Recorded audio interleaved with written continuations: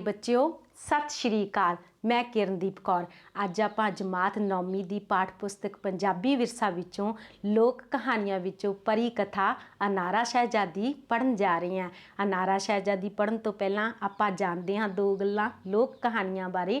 लोक कहानियां किसी भी सभ्याचार का दर्पण हुंदियां हन। ये समाज की व्यवहारिक जीवन शैली का महत्वपूर्ण हिस्सा हुंदियां हन। इन्हां विच मनोरंजन के नाल कहानी रस का भी मुख लक्षण हुंदा है। कहानी रस का मुख लक्षण होंदा है तो वक्ता ते सरोते दा विच भी गूढ़ा संबंध हुंदा है। वक्ता कौन हुंदा है? हुण तुसीं पुछोगे बच्चों, वक्ता हुंदा है कहानी सुनाउण वाला, सरोता जो कहानी सुनदा है। हुंगारा भी इन्हां कहानियां दा हिस्सा है। हुंगारा की हुंदा है? हाजरी लाउणी किस द्वारा? सरोते द्वारा। जदों वक्ता कहानी सुनाउंदा है तां सरोते की हाजरी हुंगारे के रूप में लगती है। हुंगारा हाँ जां हूँ कह के। इस दे जिहड़े परी कथावां आपां लोक कहानियां विचों परी कथा पढ़न जा रहे हैं। इस दे पात्र है जिहड़े अपनी किसी चीज़ की तलाश विच औखे पैंडे तय करते हैं ते मुश्किलों नूं तन मन ते हंडाउंदे हन। फिर कोई ऐसा मौका मेल बनता है जिस नाल वो अपने मकसद विच कामयाब हो जाते हैं। जिहड़े इहदा पात्र हुंदा है अपहुंच की प्राप्ति करके जो सकून महसूस करता है उही पाठक कहानी सुनने वाले जां पढ़न वाले उही सकून महसूस करते हैं। किसी भी भाषा ते सभ्याचार का अनमोल खजाना हन परी कथावां। अनेक भाषा विच परी कथावां की रचना हुई है। पंजाबी विच भी अनेक परी कथावां की रचना हुई है। इस विचों असी अपने सभ्याचार की खुशबू अनुभव कर सकते हाँ। मौखिक साहित्य का हिस्सा होने करके इन्हां इक्को ही कहानी विच थोड़ा बहुता अंतर आपां नूं दिखाई दिंदा है। ये थोड़ा बहुता अंतर होने के बावजूद भी कहानी का उद्देश टीचा ते मनोरथ एक ही रहिंदा है। परी कथावां दा बरतांत लंबे बरतांत वालियां भी हन ते लघु परी कथावां भी हन। आओ उन्हां विचों आपां एक परी कथा अनारा शहजादी पढ़ते हैं। आओ मिल के पढ़िए। अनारा शहजादी। अनारा शहजादी पुराने समय की गल है। एक रियासत दे राजे दे घर 7 पुत्रां ने जन्म लिया। जदों नौजवान हो गए तो राजे दे मन विच इच्छा जागी कि कोई अजिहा घर परिवार लभ्या जावे जिस दियां 7 धीआं होण। राजे दे मन विच विचार कर गया कि अजिहा करन नाल उस दे पुत्र ते नूहां प्यार नाल जीवन बसर करनगे। राजे ने अपने मन की इच्छा पूरी करन लई ये जिम्मा खानदानी ब्राह्मण नूं दिता। हाँ जी, जिम्मा देना जिम्मेदारी देना। जिम्मेदारी देना, बसर करना गुजारना। हाँ जी, एक बहुत ही पुराने समय की गल। राजे दे किन्ने पुत्रां ने जन्म लिया सी राजे दे घर? 7। फिर उन्हां दे मन विच जदों जवान होए ते राजे दे मन विच इच्छा की जागी कि इन्हां 7 दे लई इक्को ही घर दियां 7 धीआं विआहियां जाण। क्यों? क्योंकि राजे नूं इंज लगदा सी कि मिल के प्यार नाल अपना जीवन बसर करनगे। फिर इस दी जिम्मेदारी किस नूं दित्ती गई? खानदानी ब्राह्मण नूं कि उन्हां लई 7 लड़कियां लभीआं जाण जो भैणां होण। राजे का हुक्म मन के पुरोहित अपने मकसद की पूर्ति लई बहुत दूर तक पहुँच गया। उसनूं रात पै गई। वो विश्राम लई नगर की धर्मशाला विच रुकिया तां उत्थे ही कोई होर रियासत का पंडित रुकिया होया सी। आपसी गलबात हुई तां पहले पंडित ने अपनी यात्रा का मकसद दस्या। दूजे पंडित दी अखां विच चमक आ गई जद उसने दस्या कि मेरी रियासत दे बादशाह ने भी मैनू 7 राजकुमारियां लई इक्को घर लभण दी जिम्मेदारी दित्ती है। हुण जदों पंडित जाता है अपने मकसद टीचे की प्राप्ति लई, उद्देश की प्राप्ति लई, टीचा जां उद्देश ਜਿਹੜਾ ਉਸ ਨੂੰ ਰਾਜੇ ਨੇ ਦਿੱਤਾ ਹੁੰਦਾ ਹੈ, ਉਸ ਦੀ ਪੂਰਤੀ ਪ੍ਰਾਪਤੀ ਲਈ ਬਹੁਤ ਦੂਰ ਤੱਕ ਪਹੁੰਚ ਗਿਆ। ਉਸ ਨੂੰ ਰਾਤ ਪੈ ਜਾਂਦੀ ਹੈ, ਫਿਰ ਇੱਕ ਧਰਮਸ਼ਾਲਾ 'ਚ ਰੁਕਦੇ ਹੈ। ਉੱਥੇ ਇੱਕ ਹੋਰ ਪੰਡਤ ਰੁਕਿਆ ਹੁੰਦਾ ਹੈ। ਜਦੋਂ ਉਹਨਾਂ 'ਚ ਆਪਸ ਵਿੱਚ ਗੱਲਬਾਤ ਹੁੰਦੀ ਹੈ, ਜਦੋਂ ਉਹ ਪੰਡਤ ਨੂੰ ਪੁੱਛਦੇ ਹੈ, ਉਹ ਵੀ ਆਪਣਾ ਮਕਸਦ ਦੱਸਦਾ ਹੈ ਕਿ ਕਿਸ ਤਰ੍ਹਾਂ ਉਸ ਨੂੰ ਰਾਜੇ ਨੇ ਆਪਣੀਆਂ 7 ਰਾਜਕੁਮਾਰੀਆਂ ਲਈ ਵਰ ਲੱਭਣ ਲਈ ਭੇਜਿਆ ਹੈ। ਦੋਹਾਂ ਰਿਆਸਤਾਂ ਦੇ ਪੰਡਤਾਂ ਨੂੰ ਰਾਜਕੁਮਾਰੀਆਂ ਤੇ ਰਾਜਕੁਮਾਰਾਂ ਦੀ ਉਮਰ ਵਿੱਚ ਵੀ ਸਮਾਨਤਾ ਮਿਲੀ। ਦੋਹਾਂ ਨੂੰ ਆਪਣਾ ਮਕਸਦ ਪੂਰਾ ਹੋਣ ਦੀ ਅਥਾਹ ਪ੍ਰਸੰਨਤਾ ਹੋਈ। ਖੁਸ਼ੀ ਖੁਸ਼ੀ ਉਹ ਆਪਣੇ ਟਿਕਾਣੇ ਲਈ ਵਿਦਾ ਹੋ ਗਏ। ਅਥਾਹ ਬਹੁਤ ਜ਼ਿਆਦਾ ਪ੍ਰਸੰਨਤਾ, ਖੁਸ਼ੀ ਹੋਣਾ। ਅਥਾਹ ਬਹੁਤ ਜ਼ਿਆਦਾ ਪ੍ਰਸੰਨਤਾ, ਖੁਸ਼ੀ ਹੋਣਾ। ਜਦੋਂ ਦੋਨਾਂ ਰਿਆਸਤਾਂ ਦੇ ਪੰਡਤਾਂ ਨੂੰ ਰਾਜਕੁਮਾਰੀਆਂ ਤੇ ਰਾਜਕੁਮਾਰਾਂ ਦੇ ਉਮਰ ਵਿੱਚ ਵੀ ਸਮਾਨਤਾ ਮਿਲੀ ਤੇ ਫਿਰ ਉਹਨਾਂ ਨੂੰ ਆਪਣਾ ਜਿਹੜੇ ਉਹ ਮਕਸਦ ਲਈ ਆਏ ਸੀ ਉਹ ਉਹਨਾਂ ਨੂੰ ਪੂਰਨ ਹੁੰਦਾ ਦਿਸਿਆ ਤਾਂ ਉਹ ਆਪਣੇ ਆਪਣੇ ਰਿਆਸਤਾਂ ਵਿੱਚ ਵਾਪਸ ਚਲੇ ਗਏ। ਜਦ ਰਿਆਸਤਾਂ ਦੇ ਰਾਜਿਆਂ ਨੂੰ ਸੂਚਨਾ ਮਿਲੀ ਤਾਂ ਉਹਨਾਂ ਨੇ ਖੁਸ਼ੀ-ਖੁਸ਼ੀ ਬੱਚਿਆਂ ਦਾ ਰਿਸ਼ਤਾ ਤੈਅ ਕਰ ਲਿਆ। ਪੰਡਤਾਂ ਨੇ ਸਾਹਾ ਬੰਨ੍ਹ ਕੇ ਵਿਆਹ ਦੀ ਮਿਤੀ ਨਿਸ਼ਚਿਤ ਕੀਤੀ। ਜਦ ਵਿਆਹ ਦਾ ਦਿਨ ਨੇੜੇ ਆਇਆ ਤਾਂ ਸਭ ਤੋਂ ਛੋਟਾ ਰਾਜਕੁਮਾਰ ਸ਼ਾਦੀ ਤੋਂ ਇਸ ਕਰਕੇ ਇਨਕਾਰੀ ਹੋ ਗਿਆ ਕਿ ਉਹ ਤਾਂ ਹਾਲੇ ਬਹੁਤ ਛੋਟਾ ਹੈ ਤੇ ਉਹ ਆਪਣੇ ਲਈ ਮਰਜ਼ੀ ਦੀ ਕੰਨਿਆ ਤਲਾਸ਼ ਕਰੇਗਾ। ਹੁਣ ਪੰਡਤ ਆਪਣੀ ਰਿਆਸਤਾਂ ਦੇ ਰਾਜਿਆਂ ਨੂੰ ਮਿਲਦੇ ਹੈ ਤੇ ਉੱਥੇ ਉਹ ਉਹਨਾਂ ਬਾਰੇ ਗੱਲਬਾਤ ਕਰਦੇ ਤੇ ਰਾਜਿਆਂ ਨੂੰ ਵੀ ਬਹੁਤ ਖੁਸ਼ੀ ਹੁੰਦੀ ਹੈ। ਸਾਹਾ ਬੰਨਣਾ, ਵਿਆਹ ਬੰਨ੍ਹ ਦੇਣਾ। ਫਿਰ ਵਿਆਹ ਦੀ ਦਿਨ ਨਿਸ਼ਚਿਤ ਕਰਕੇ ਜਦੋਂ ਇੱਕ ਦੂਜੇ ਦੇ ਦਿਨ ਨੇੜੇ ਆਇਆ ਤਾਂ ਨਿਸ਼ਚਿਤ ਕਰ ਦਿੰਦੇ ਆ ਮਿਤੀ। ਫਿਰ ਜਦ ਵਿਆਹ ਦਾ ਦਿਨ ਨੇੜੇ ਆਇਆ ਤਾਂ ਸਭ ਤੋਂ ਜਿਹੜਾ ਛੋਟਾ ਰਾਜਕੁਮਾਰ ਸੀਗਾ ਉਹ ਮਨਾ ਕਰ ਦਿੰਦਾ ਹੈ। ਕਿਉਂ ਮਨਾ ਕਰਦਾ ਹੈ? ਕਹਿੰਦਾ ਮੇਰੀ ਤਾਂ ਹਜੇ ਉਮਰ ਛੋਟੀ ਹੈ, ਮੈਂ ਛੋਟਾ ਹਾਂ, ਇਸ ਲਈ ਮੈਂ ਆਪਣੀ ਮਰਜ਼ੀ ਦੀ ਕੰਨਿਆ ਲੜਕੀ ਨਾਲ, ਆਪਣੀ ਮਰਜ਼ੀ ਦੀ ਲੜਕੀ ਨਾਲ ਵਿਆਹ ਕਰਾਂਗਾ। ਛੋਟੇ ਨੂੰ ਮਨਾਉਣ ਦੀ ਬਹੁਤ ਕੋਸ਼ਿਸ਼ਾਂ ਹੋਈਆਂ ਪਰ ਸਭ ਵਿਅਰਥ। ਕੋਸ਼ਿਸ਼ਾਂ ਹੋ ਰਹੀਆਂ ਮਨਾਉਣ ਦੀਆਂ ਪਰ ਕਿਸੇ ਵਿੱਚ ਸਫਲਤਾ ਨਹੀਂ ਮਿਲਦੀ, ਵਿਅਰਥ ਜਾਂਦੀਆਂ। ਅੰਤ 6 ਪੁੱਤਰਾਂ ਦਾ ਹੀ ਵਿਆਹ ਸੰਪੰਨ ਕਰਨਾ ਪਿਆ, ਪੂਰਨ ਕਰਨਾ ਪਿਆ। 7 ਵਿੱਚੋਂ 6 ਦਾ ਹੀ ਵਿਆਹ ਹੋ ਸਕਿਆ। ਜਦੋਂ 6 ਰਾਜਕੁਮਾਰੀਆਂ ਆਪਣੇ ਸਹੁਰੇ ਪਰਿਵਾਰ ਵਿੱਚ ਆਈਆਂ ਤਾਂ ਉਹ ਛੋਟੇ ਦੀ ਸੁੰਦਰਤਾ ਵੇਖ ਕੇ ਬਹੁਤ ਖੁਸ਼ ਹੋਈਆਂ। ਉਹਨਾਂ ਨੇ ਮਤਾ ਪਕਾਇਆ ਕਿ ਕਿਵੇਂ ਨਾ ਕਿਵੇਂ ਆਪਾਂ ਇਸ ਨੂੰ ਮਨਾ ਕੇ ਛੋਟੀ ਭੈਣ ਇਸੇ ਦੇ ਘਰ ਵਸਾਵਾਂਗੀਆਂ। ਉਹਨਾਂ ਨੇ ਹਰ ਰੋਜ਼ ਇੱਕ ਕਰਕੇ ਸੁੰਦਰ ਸਵਾਦਲੇ ਪਕਵਾਨ ਪਰੋਸਣੇ ਸ਼ੁਰੂ ਕਰ ਦਿੱਤੇ। ਹੁਣ ਜਦੋਂ 6 ਰਾਜਕੁਮਾਰੀਆਂ ਵਿਆਹ ਕੇ ਆਉਂਦੀਆਂ ਤਾਂ ਛੋਟੇ ਰਾਜਕੁਮਾਰ ਨੂੰ ਦੇਖਦੀਆਂ ਤਾਂ ਉਹ ਤਾਂ ਬਹੁਤ ਹੀ ਜ਼ਿਆਦਾ ਸੁੰਦਰ ਸੀ। ਤਾਂ ਫਿਰ ਉਹਨਾਂ ਦੇ ਮਨ ਵਿੱਚ ਆਉਂਦਾ ਹੈ ਕਿ ਆਪਾਂ ਆਪਣੀ ਛੋਟੀ ਭੈਣ ਨੂੰ ਇਸੇ ਨਾਲ ਹੀ ਵਿਆਹਾਂਗੀਆਂ। ਫਿਰ ਉਹ ਕੀ ਕਰਦੀਆਂ, ਉਸ ਨੂੰ ਭਰਮਾਉਣ ਲਈ ਤਰ੍ਹਾਂ ਤਰ੍ਹਾਂ ਦੇ ਪਕਵਾਨ ਬਣਾਉਂਦੀਆਂ ਤੇ ਉਸ ਨੂੰ ਪਰੋਸਦੀਆਂ ਹੈ। ਬਹਾਨੇ ਨਾਲ ਵਾਰੋ ਵਾਰੀ ਆਪਣੀ ਭੈਣ ਦੀ ਸੁੰਦਰਤਾ ਦਾ ਜ਼ਿਕਰ ਵੀ ਕੀਤਾ ਤੇ ਢਲਦੀ ਉਮਰ ਕਾਰਨ ਕੁਆਰੇ ਰਹਿ ਜਾਣ ਦਾ ਖਦਸ਼ਾ ਵੀ ਪ੍ਰਗਟਾਇਆ। ਜਦ 6ਵੀਂ ਰਾਜਕੁਮਾਰੀ ਨੇ ਰਾਜਕੁਮਾਰ ਦੀ ਰੋਟੀ ਵਰਜੀ ਤੇ ਅਨੇਕਾਂ ਤਰ੍ਹਾਂ ਦੇ ਲੋਭ ਲਾਲਚ ਦੇ ਕੇ ਵੀ ਉਹ ਰਾਜਕੁਮਾਰ ਨੂੰ ਆਪਣੀ ਭੈਣ ਨਾਲ ਵਿਆਹ ਲਈ ਰਾਜੀ ਨਾ ਕਰ ਸਕੀ ਤਾਂ ਉਹ ਗੁੱਸੇ ਵਿੱਚ ਆ ਕੇ ਰਾਜਕੁਮਾਰ ਨੂੰ ਤਾਨਾ ਮਾਰਦੀ ਹੈ ਕਿ ਮੈਂ ਵੇਖਾਂਗੀ ਜਦ ਤੂੰ ਅਨਾਰਾਂ ਸ਼ਹਿਜ਼ਾਦੀ ਵਿਆਹ ਕੇ ਲਿਆਵੇਂਗਾ। ਛੋਟਾ ਰਾਜਕੁਮਾਰ ਆਪਣੀ ਭਰਜਾਈ ਦੀ ਚੁਣੌਤੀ ਸਵੀਕਾਰ ਕਰ ਲੈਂਦਾ ਹੈ। ਹੁਣ ਦੇਖੋ ਬਹਾਨੇ ਨਾਲ ਵਾਰੋ ਵਾਰੀ ਕੀ ਕਰਦੀਆਂ, ਰਾਜਕੁਮਾਰ ਦੇ ਸਾਹਮਣੇ ਆਪਣੀ ਭੈਣ ਦੀ ਸੁੰਦਰਤਾ ਦੀ ਤਾਰੀਫ ਕਰਦੀਆਂ, ਹਰ ਉਸ ਨੂੰ ਡਰਾਵਾ ਵੀ ਦਿੰਦੀਆਂ ਕਿ ਤੇ ਢਲਦੀ ਉਮਰ, ਤੇਰੀ ਉਮਰ ਵੱਧਦੀ ਜਾ ਰਹੀ ਹੈ। ਉਸ ਦਾ ਡਰਾਵਾ ਦੇ ਕੇ ਵੀ ਉਸ ਨੂੰ ਆਪਣੀ ਭੈਣ ਦੇ ਨਾਲ ਵਿਆਹ ਕਰਨ ਲਈ ਰਾਜੀ ਕਰਨ ਦੀ ਕੋਸ਼ਿਸ਼ ਕਰਦੀਆਂ।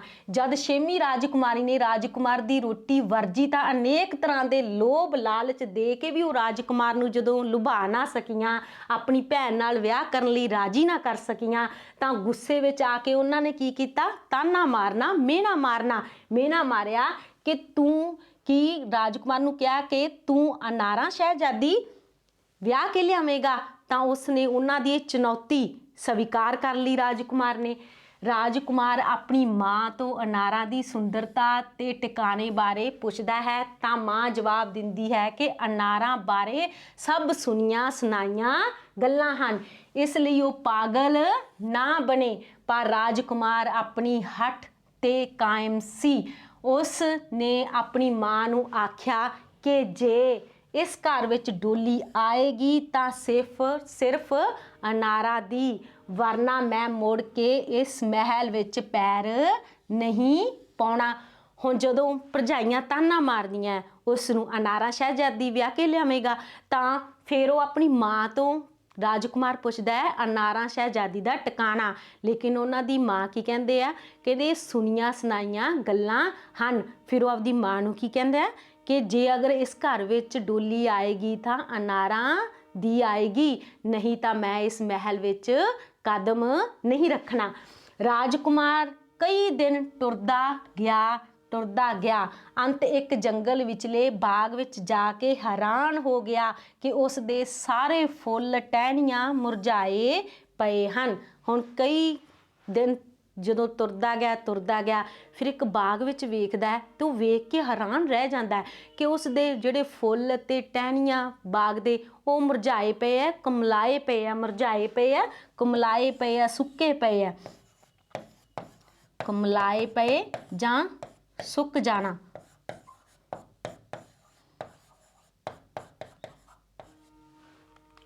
ਜਦੋਂ ਆਸੇ-ਪਾਸੇ ਧਿਆਨ ਮਾਰਦਾ ਹੈ ਤਾਂ ਉਸ ਦੀ ਨਜ਼ਰ ਇੱਕ ਝੁੱਗੀ ਤੇ ਪੈਂਦੀ ਹੈ ਜਿੱਥੇ ਇੱਕ ਸਾਧੂ ਸਮਾਧੀ 'ਚ ਲੀਨ ਨਜ਼ਰ ਆਉਂਦਾ ਹੈ। ਇਹ ਬਾਗ ਉਸ ਸਾਧੂ ਦਾ ਹੀ ਸੀ। ਜਦੋਂ ਸਮਾਧੀ 'ਚ ਚਲਾ ਜਾਂਦਾ ਤਾਂ ਕਈ ਮਹੀਨੇ ਨਾ ਪਰਤਦਾ, ਜਿਸ ਕਰਕੇ ਇਹ ਬਾਗ ਸੁੱਕ ਜਾਂਦਾ। ਰਾਜਕੁਮਾਰ ਨੇ ਸਾਧੂ ਦੀ ਸਮਾਧੀ ਭੰਗ ਕਰਨ ਦੀ ਥਾਂ ਬਾਗ ਦੀ ਸੇਵਾ ਕਰਨੀ ਠੀਕ ਸਮਝੀ। ਉਸਨੇ ਨਦੀ ਤੋਂ ਪਾਣੀ ਲਿਆ ਕੇ ਬੂਟਿਆਂ ਨੂੰ ਪਾਇਆ ਤੇ ਬਾਗ ਹਰਿਆ ਭਰਿਆ ਹੋ ਗਿਆ। ਜਦ ਸਾਧੂ ਦੀ ਸਮਾਧੀ ਖੁੱਲੀ ਤਾਂ ਬਾਗ ਦੀ ਰੌਣਕ ਵੇਖ ਕੇ ਹੈਰਾਨ ਹੋ ਗਿਆ। ਭੰਗ ਵਿਘਨ ਨਾ ਪਾਇਆ, ਸਮਾਧੀ 'ਚ ਵਿਘਨ ਨਾ, ਭੰਗ ਕਰਨ ਦੀ ਥਾਂ ਵਿਘਨ ਪਾਉਣ ਦੀ ਥਾਂ, ਵਿਘਨ ਨਾ ਪਾਉਣ ਦੀ ਥਾਂ ਭੰਗ ਵਿਘਨ ਹੁੰਦਾ ਹੈ। ਉਸਨੇ ਕੀ ਸਮਝਿਆ, ਬਾਗ ਦੀ ਸੇਵਾ ਕਰਨੀ ਸਮਝੀ। ਹੁਣ ਉਹ ਕੀ ਕਰਦਾ, ਜਦੋਂ ਉਸ ਬਾਗ ਵਿੱਚ ਪਹੁੰਚਦਾ ਹੈ ਦੇਖਦਾ ਹੈ ਕਿ ਬੂਟੇ ਪੌਦੇ ਫੁੱਲ ਪੱਤੀਆਂ ਮੁਰਝਾਏ ਪਏ ਹਨ, ਕਮਲਾਏ ਪਏ ਹਨ, ਤਾਂ ਉਹ ਵੇਖਦਾ ਧਿਆਨ ਮਾਰਦਾ ਹੈ ਤਾਂ ਉਸ ਦੀ ਨਜ਼ਰ ਇੱਕ ਝੁੱਗੀ 'ਤੇ ਪੈਂਦੀ ਹੈ ਜੋ ਇੱਕ ਸਾਧੂ ਦੀ ਸੀ। ਉਹ ਸਮਾਧੀ ਵਿੱਚ ਲੀਨ ਸੀ ਤੇ ਫਿਰ ਉਹ ਸਮਾਧੀ ਵਿੱਚ ਜਦੋਂ ਚਲਿਆ ਜਾਂਦਾ ਸੀ ਤੇ ਕਈ ਮਹੀਨੇ ਉਹ ਸਮਾਧੀ ਵਿੱਚ ਰਹਿੰਦਾ ਸੀ ਤਾਂ ਉਸ ਦਾ ਬਾਗ ਸੁੱਕ ਜਾਂਦਾ ਸੀ। ਫਿਰ ਰਾਜਕੁਮਾਰ ਨੇ ਕੀ ਕੀਤਾ, ਉਸ ਦੀ ਸਮਾਧੀ ਭੰਗ ਨਾ ਕਰਨ ਦੀ ਬਜਾਏ ਤੇ ਉਸਨੇ ਕੀ ਕੀਤਾ, ਬਾਗ ਦੀ ਸੇਵਾ ਕਰਨੀ ਸ਼ੁਰੂ ਕਰ ਦਿੱਤੀ। ਉਸ ਵਿੱਚ ਪਾਣੀ ਪਾਉਣਾ ਸ਼ੁਰੂ ਕਰ ਦਿੱਤਾ ਤੇ ਜਦੋਂ ਪਾਣੀ ਪਾਇਆ ਤੇ ਬਾਗ ਹਰਾ ਭਰਾ ਹੋ ਗਿਆ। ਫਿਰ ਜਦੋਂ ਸਾਧੂ ਆਉਂਦਾ ਹੈ, ਸਮਾਧੀ ਖੁੱਲ੍ਹਦੀ ਹੈ ਤਾਂ ਬਾਗ ਦੀ ਰੌਣਕ ਦੇਖ ਕੇ ਬੜਾ ਖੁਸ਼ ਹੁੰਦਾ ਹੈ। ਸਾਧੂ ਨੇ ਇੱਕ ਦਰਖਤ ਥੱਲੇ ਘੂਕ ਸੁੱਤਾ ਨੌਜਵਾਨ ਦੇਖਿਆ। ਸਾਧੂ ਨੂੰ ਯਕੀਨ ਹੋ ਗਿਆ ਕਿ ਇਸੇ ਦੀ ਸੇਵਾ ਸਦਕਾ ਬਾਗ ਹਰਿਆ ਭਰਿਆ ਹੈ। ਜਦ ਰਾਜਕੁਮਾਰ ਦੀ ਅੱਖ ਖੁੱਲੀ ਤਾਂ ਸਾਧੂ ਨੇ ਖੁਸ਼ ਹੋ ਕੇ ਆਖਿਆ ਕਿ ਮੈਂ ਤੇਰੀ ਸੇਵਾ ਤੋਂ ਬੇਹੱਦ ਪ੍ਰਸੰਨ ਹਾਂ। ਇਸ ਬਦਲੇ ਮੈਂ ਤੇਰੀ ਕੋਈ ਵੀ ਇੱਛਾ ਪੂਰੀ ਕਰ ਸਕਦਾ ਹਾਂ।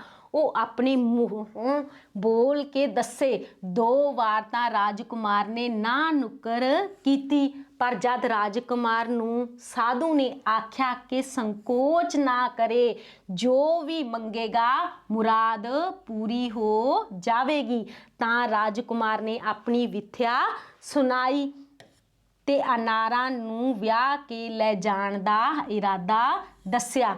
ਹੁਣ ਜਦੋਂ ਸਾਧੂ ਆਪਣੀ ਭਗਤੀ ਤੋਂ ਉੱਠਦੇ ਹਨ ਜਾਂ ਜਾਗਦੇ ਹਨ, ਉਹ ਜਦੋਂ ਹਰਿਆ ਭਰਿਆ ਬਾਗ ਦੇਖਦੇ ਹਨ ਤਾਂ ਫਿਰ ਉਹਨਾਂ ਦੀ ਨਜ਼ਰ ਇੱਕ ਦਰਖਤ ਦੇ ਥੱਲੇ ਸੁੱਤੇ ਪਏ ਰਾਜਕੁਮਾਰ ਵੱਲ ਜਾਂਦੀ ਹੈ ਜੋ ਥੱਲੇ ਸੁੱਤਾ ਪਿਆ ਸੀ। ਤਾਂ ਫਿਰ ਉਹਨਾਂ ਨੂੰ ਯਕੀਨ ਹੋ ਜਾਂਦਾ ਕਿ ਬਾਗ ਜੋ ਹਰਿਆ ਭਰਿਆ ਹੋਇਆ ਹੈ ਇਹ ਇਸ ਦੇ ਸਦਕੇ ਹੀ ਹੋਇਆ ਹੈ। ਤਾਂ ਫਿਰ ਉਹ ਸਾਧੂ ਰਾਜਕੁਮਾਰ ਕੋਲੇ ਪਹੁੰਚ ਕੇ ਕਹਿੰਦੇ ਹਨ ਕਿ ਤੂੰ ਆਪਣੀ ਇੱਛਾ ਦੱਸ। ਰਾਜਕੁਮਾਰ ਪਹਿਲਾਂ ਤਾਂ ਦੱਸਦਾ ਨਹੀਂ, ਹਾਂਜੀ ਪਹਿਲਾਂ ਆਪਣੀ ਇੱਛਾ ਦੱਸਦਾ ਨਹੀਂ, ਉਹ ਸੰਕੋਚ ਕਰਦਾ ਹੈ, ਆਪਣੀ ਇੱਛਾ ਦੱਸਣ ਤੇ ਸੰਕੋਚ ਕਰਦਾ ਹੈ, ਝਿਜਕਦਾ ਹੈ। ਤਾਂ ਫਿਰ ਜਦੋਂ ਸਾਧੂ ਉਹਨਾਂ ਨੂੰ ਵਾਰ-ਵਾਰ ਪੁੱਛਦੇ ਹਨ ਤਾਂ ਉਹ ਆਪਣੀ ਇੱਛਾ ਦੱਸਦਾ ਹੈ, ਆਪਣੇ ਨਾਲ ਬੀਤੀ ਸਾਰੀ ਵਿਥਿਆ, ਸਾਰੀ ਕਹਾਣੀ ਸੁਣਾ ਦਿੰਦਾ ਹੈ ਵੀ ਉਸ ਨਾਲ ਕੀ ਕੀ ਬੀਤੀ। ਮੁਰਾਦ ਪੂਰੀ ਹੋ ਜਾਏਗੀ, ਇੱਛਾ ਪੂਰੀ ਹੋ ਜਾਏਗੀ ਜੋ ਤੂੰ ਕਹੇਗਾ। ਤਾਂ ਫਿਰ ਜੋ ਉਸ ਨਾਲ ਬੀਤਦੀ ਆ ਉਹ ਸਾਰੀ ਕਹਾਣੀ ਸੁਣਾਉਂਦਾ ਹੈ, ਤਾਂ ਉਸ ਨੂੰ ਦੱਸਦਾ ਹੈ ਕਿ ਕਿਸ ਅਨਾਰਾ ਨੂੰ ਵਿਆਹ ਕੇ ਲੈਣ ਜਾਣ ਦਾ ਇਰਾਦਾ ਆਪਣਾ ਦੱਸਦਾ ਹੈ ਕਿ ਮੇਰਾ ਕੀ ਮਕਸਦ ਹੈ, ਮੇਰਾ ਕੀ ਟੀਚਾ ਹੈ ਕਿ ਮੈਂ ਅਨਾਰਾ ਨੂੰ ਵਿਆਹ ਕੇ ਲੈ ਕੇ ਜਾਣਾ ਹੈ। ਸਾਧੂ ਕਿਉਂਕਿ ਬਹੁਤ ਪ੍ਰਸੰਨ ਸੀ, ਉਸਨੇ ਨਦੀ ਪਾਰ ਕਰਕੇ ਇੱਕ ਅਨਾਰਾਂ ਦੇ ਬਾਗ ਦਾ ਪਤਾ ਦੱਸਿਆ ਤੇ ਕਿਹਾ ਕਿ ਉੱਥੇ ਰਾਜਕੁਮਾਰੀ ਅਨਾਰਾ ਤਲਾਸ਼ੀ ਜਾ ਸਕਦੀ ਹੈ। ਸਾਧੂ ਨੇ ਇੱਕ ਖਿੱਦੋ ਦਿੱਤੀ ਤੇ ਕਿਹਾ ਕਿ ਇਸ ਨੂੰ ਉਛਾਲਣ ਨਾਲ ਉਹ ਖਿੱਦੋ ਦਾ ਪਿੱਛਾ ਕਰੇ। ਜਿਸ ਅਨਾਰ ਦੇ ਬੂਟੇ ਥੱਲੇ ਇਹ ਖਿੱਦੋ ਜਾ ਕੇ ਰੁਕੇ, ਉਸ ਬੂਟੇ ਦੇ ਸਭ ਤੋਂ ਵੱਡੇ ਅਨਾਰ ਨੂੰ ਤੋੜ ਲਵੇ ਤੇ ਉਸ ਵਿੱਚੋਂ ਸ਼ਹਿਜ਼ਾਦੀ ਅਨਾਰਾ ਨਿਕਲ ਆਵੇਗੀ। ਨਾਲ ਹੀ ਸਾਧੂ ਨੇ ਰਾਜਕੁਮਾਰ ਨੂੰ ਚੁਕੰਨਾ ਕੀਤਾ ਕਿ ਅਨਾਰ ਨੂੰ ਮਹਿਲਾਂ ਵਿੱਚ ਜਾ ਕੇ ਹੀ ਚੀਰੇ। ਜੇ ਰਸਤੇ ਵਿੱਚ ਇਹ ਕੰਮ ਕੀਤਾ ਤਾਂ ਉਸ ਤੋਂ ਅਨਾਰਾ ਦੀ ਸੁੰਦਰਤਾ ਦੀ ਝਾਲ ਨਹੀਂ ਝੱਲੀ ਜਾਣੀ। ਹੁਣ ਸਾਧੂ ਬਹੁਤ ਜ਼ਿਆਦਾ ਪ੍ਰਸੰਨ ਸੀ, ਉਸਨੇ ਨਦੀ ਪਾਰ ਕਰਕੇ ਇੱਕ ਅਨਾਰਾਂ ਦੇ ਬਾਗ ਦਾ ਪਤਾ ਦੱਸਿਆ ਤੇ ਨਾਲ ਹੀ ਖਿੱਦੋ ਬੱਚਿਓ ਗੇਂਦ, ਖਿੱਦੋ ਕਿਸ ਨੂੰ ਕਹਿੰਦੇ ਆ, ਗੇਂਦ ਨੂੰ, ਨਾਲ ਹੀ ਇੱਕ ਗੇਂਦ ਦੇਤੀ ਕਿ ਜਦੋਂ ਇਹ ਉਛਾਲੇਗਾ, ਜਿਸ ਬੂਟੇ ਕੋਲੇ ਜਾ ਕੇ ਰੁਕੇਗੀ, ਉਸ ਪੇੜ ਦਾ, ਉਸ ਦਰਖਤ ਦਾ ਸਭ ਤੋਂ ਵੱਡਾ ਅਨਾਰ ਉਸਨੇ ਤੋੜਨਾ ਹੈ ਤੇ ਉਸ ਵਿੱਚ ਹੀ ਅਨਾਰਾ ਸ਼ਹਿਜ਼ਾਦੀ ਹੋਏਗੀ। ਨਾਲ ਹੀ ਚੁਕੰਨਾ ਖਬਰਦਾਰ ਕੀਤਾ ਕਿ ਇਸ ਨੂੰ ਰਸਤੇ ਵਿੱਚ ਕਿਤੇ ਨਹੀਂ ਖੋਲ੍ਹਣਾ, ਇਸ ਨੂੰ ਆਪਣੇ ਮਹਿਲ ਵਿੱਚ ਜਾ ਕੇ ਹੀ ਖੋਲ੍ਹਣਾ। ਕਿ ਉਹ ਕਿਉਂ ਖੋਲ੍ਹਣਾ ਮਹਿਲ ਵਿੱਚ ਜਾ ਕੇ? ਕਹਿੰਦਾ ਉਸ ਬਹੁਤ ਜ਼ਿਆਦਾ ਸੁੰਦਰਤਾ ਹੈ ਵਾਲੀ ਹੈ ਉਹ ਪਰੀ, ਜੋ ਉਸਦੀ ਚਾਲ, ਉਸਦੀ ਖੂਬਸੂਰਤੀ, ਉਸਦੀ ਸੁੰਦਰਤਾ ਉਸ ਤੋਂ ਬਰਦਾਸ਼ਤ ਨਹੀਂ ਹੋਣੀ ਜੇ ਰਸਤੇ ਵਿੱਚ ਹੀ ਉਸਨੇ ਅਨਾਰ ਨੂੰ ਖੋਲ੍ਹ ਲਿਆ। ਹਾਂਜੀ ਖਿੱਦੋ ਦਾ ਤਾਂ ਪਤਾ ਲੱਗ ਗਿਆ ਨਾ, ਗੇਂਦ, ਹਾਂਜੀ ਪਿਆਰੇ ਬੱਚਿਓ, ਤੇ ਚੁਕੰਨਾ ਕੀਤਾ, ਹੁਸ਼ਿਆਰ ਕੀਤਾ, ਖਬਰਦਾਰ ਕਰਨਾ, ਕਿਸੇ ਵੀ ਚੇਤਾਵਨੀ ਦੇਣੀ, ਖਬਰਦਾਰ ਕਰਨਾ ਜਾਂ ਚੇਤਾਵਨੀ ਦੇਣੀ। ਉਹ ਕਿਸੇ ਵੀ ਬਿਪਤਾ ਵਿੱਚ ਪੈ ਸਕਦਾ ਹੈ। ਹੁਣ ਬਿਪਤਾ ਕਿਸੇ ਮੁਸ਼ਕਿਲ ਵਿੱਚ ਪੈ ਸਕਦਾ ਅਗਰ ਉਹਨੇ ਰਸਤੇ ਵਿੱਚ ਉਸ ਅਨਾਰ ਨੂੰ ਚੀਰ ਲਿਆ। ਰਾਜਕੁਮਾਰ ਨੇ 7 ਬਚਨ ਕਹਿ ਕੇ ਸਾਧੂ ਤੋਂ ਵਿਦਾ ਲਈ ਤੇ ਨਦੀ ਪਾਰ ਕਰਕੇ ਅਨਾਰਾ ਦੇ ਅਦਭੁਤ ਬਾਗ ਵਿੱਚ ਪਹੁੰਚ ਕੇ ਖਿੱਦੋ ਉਛਾਲੀ ਤੇ ਉਸ ਦਾ ਪਿੱਛਾ ਕਰਦਾ ਕਰਦਾ ਉਸ ਬੂਟੇ ਕੋਲ ਪਹੁੰਚ ਗਿਆ ਜਿੱਥੇ ਖਿੱਦੋ ਰੁਕੀ ਹੈ। ਰਾਜਕੁਮਾਰ ਨੇ ਸਭ ਤੋਂ ਵੱਡੇ ਅਨਾਰ ਨੂੰ ਤੋੜਿਆ ਤੇ ਘਰ ਦੀ ਰਾਹ ਫੜ ਲਈ। ਜਦ ਉਹ ਆਪਣੇ ਸ਼ਾਹੀ ਬਾਗ ਵਿੱਚ ਆਇਆ ਤਾਂ ਉਸ ਦੇ ਮਨ ਵਿੱਚ ਸ਼ੰਕਾ ਜਾਗ ਆਈ ਕਿ ਜੇ ਅਨਾਰ ਵਿੱਚੋਂ ਸ਼ਹਿਜ਼ਾਦੀ ਨਾ ਨਿਕਲੀ ਤਾਂ ਭਾਬੀਆਂ ਵੀ ਮਿਹਣੇ ਦੇਣਗੀਆਂ, ਨਾਲੇ ਲੋਕ ਮਖੌਲ ਉਡਾਉਣਗੇ। ਹਾਂਜੀ, ਜਦੋਂ ਵੀ ਬਿਪਤਾ ਬਾਰੇ, ਮੁਸ਼ਕਲ ਵਾਲੇ, ਮੁਸੀਬਤ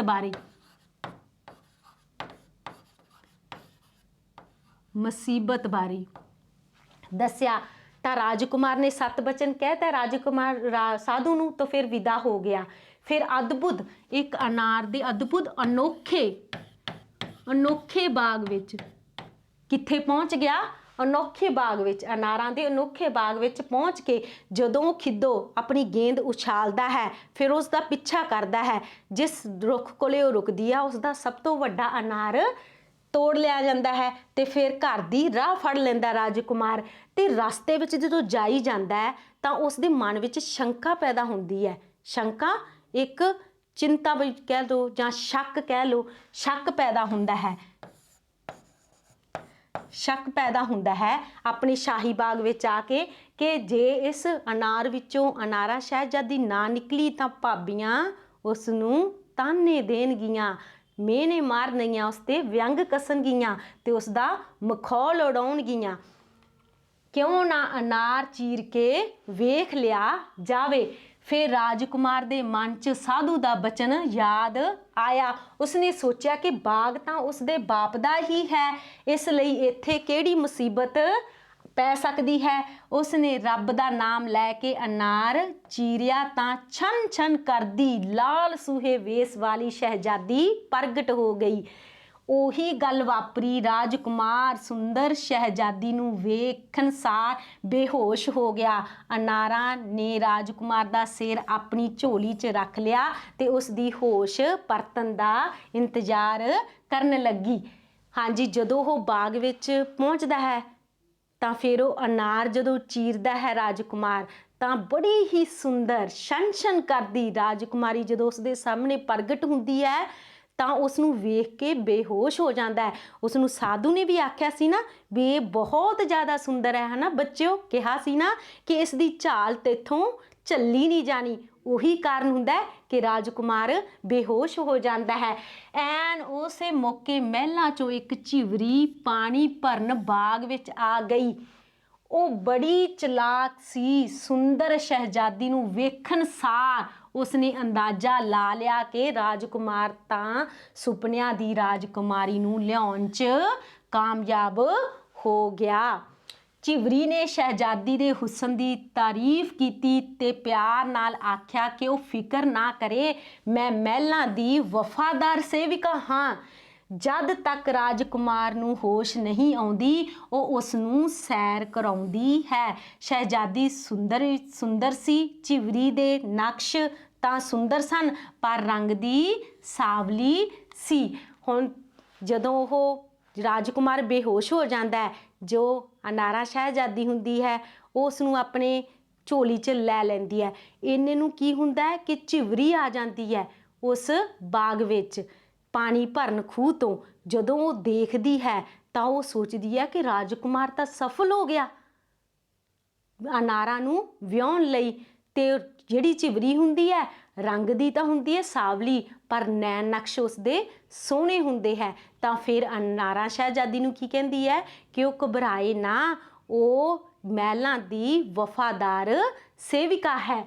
ਉਸਦੇ ਮਨ ਵਿੱਚ ਰਾਣੀ ਬਣਨ ਦੀ ਲਾਲਸਾ ਜਾਗ ਪਈ। ਲਾਲਚ ਆ ਗਿਆ, ਲਾਲਸਾ ਜਾਗ ਉੱਠਣਾ, ਲਾਲਚ ਆ ਗਿਆ। ਉਹ ਸ਼ਹਿਜ਼ਾਦੀ ਨੂੰ ਪਿਆਸ ਲੱਗਣ ਤੇ ਖੂਹ ਤੇ ਲੈ ਗਈ। ਦੋਹਾਂ ਨੇ ਪਾਣੀ ਵਿੱਚ ਆਪਣੀਆਂ ਸੂਰਤਾਂ ਵੇਖੀਆਂ। ਝਿਵਰੀ ਨੇ ਸ਼ਹਿਜ਼ਾਦੀ ਨੂੰ ਬੇਨਤੀ ਕੀਤੀ ਕਿ ਮੈਂ ਤੇਰੇ ਕੱਪੜੇ ਪਹਿਨ ਕੇ ਵੇਖਣਾ ਚਾਹੁੰਦੀ ਹਾਂ ਕਿ ਕਿੰਨੀ ਕੁ ਸੁੰਦਰ ਲੱਗਾਂਗੀ। ਰਾਜਕੁਮਾਰੀ ਨੇ ਕਿਹਾ ਕਿ ਉਹ ਨਿਰਵਸਤਰ ਨਹੀਂ ਰਹਿ ਸਕਦੀ। ਝਿਵਰੀ ਨੇ ਝੱਟ ਕਿਹਾ ਕਿ ਉਹ ਥੋੜ੍ਹੇ ਸਮੇਂ ਲਈ ਉਸ ਦੇ ਸਾਦਾ ਕੱਪੜੇ ਪਾ ਲਏ। ਸ਼ਹਿਜ਼ਾਦੀ ਰਜਾਮੰਦ ਹੋ ਗਈ। ਦੋਹਾਂ ਨੇ ਆਪਸ ਵਿੱਚ ਪਹਿਰਾਵਾ ਬਦਲ ਲਿਆ।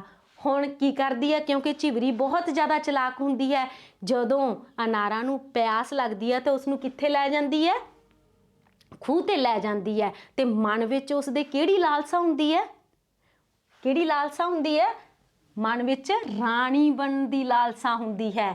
ਤੇ ਜਦੋਂ ਖੂਹ ਤੇ ਲੈ ਜਾਂਦੀ ਹੈ ਤੇ ਉਹ ਪਾਣੀ ਵਿੱਚ ਕੀ ਵੇਖਦੀਆਂ, ਦੋਨੋਂ ਆਪਣੀਆਂ ਆਪਣੀਆਂ ਸੂਰਤਾਂ ਦੇਖਦੀਆਂ ਹਨ। ਝਿਵਰੀ ਸ਼ਹਿਜ਼ਾਦੀ ਨੂੰ ਬੇਨਤੀ ਕਰਦੀ ਹੈ ਕਿ ਮੈਂ ਤੇਰੇ ਕੱਪੜੇ ਥੋੜ੍ਹੀ ਦੇਰ ਪਾ ਲਾਵਾਂ।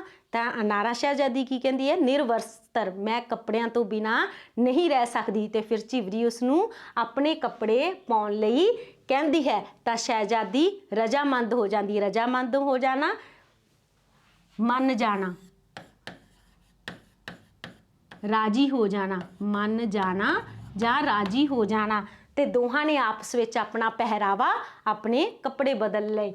ਜਦ ਉਹਨਾਂ ਦੁਬਾਰਾ ਖੂਹ ਤੇ ਆ ਕੇ ਪਾਣੀ 'ਚ ਮੂੰਹ ਵੇਖਿਆ ਤਾਂ ਬੜੀ ਚਲਾਕੀ ਨਾਲ ਝਿਵਰੀ ਨੇ ਸ਼ਹਿਜ਼ਾਦੀ ਨੂੰ ਧੱਕਾ ਦੇ ਦਿੱਤਾ।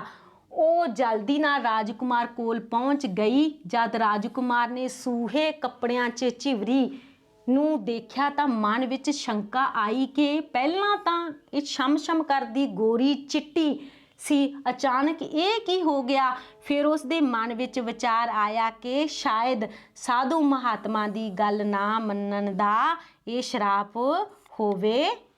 ਹੁਣ ਦੇਖੋ, ਜਦੋਂ ਰਾਜਕੁਮਾਰ ਨੂੰ ਹੋਸ਼ ਆਉਂਦੀ ਹੈ ਫਿਰ ਉਹ ਕੀ ਦੇਖਦਾ ਹੈ, ਕਹਿੰਦੇ ਪਹਿਲਾਂ ਤਾਂ ਇਹ ਕਿੰਨੀ ਛਮ-ਛਮ ਕਰਦੀ ਸੁੰਦਰ ਸੀ, ਹੁਣ ਇਹਨੂੰ ਕੀ ਹੋ ਗਿਆ।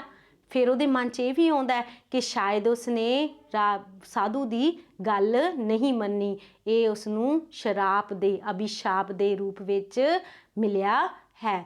ਧੰਨਵਾਦ ਪਿਆਰੇ ਬੱਚਿਓ, ਮਿਲਦੇ ਹਾਂ ਅਗਲੇ ਭਾਗ ਵਿੱਚ ਇਸੇ ਕਹਾਣੀ ਨਾਲ।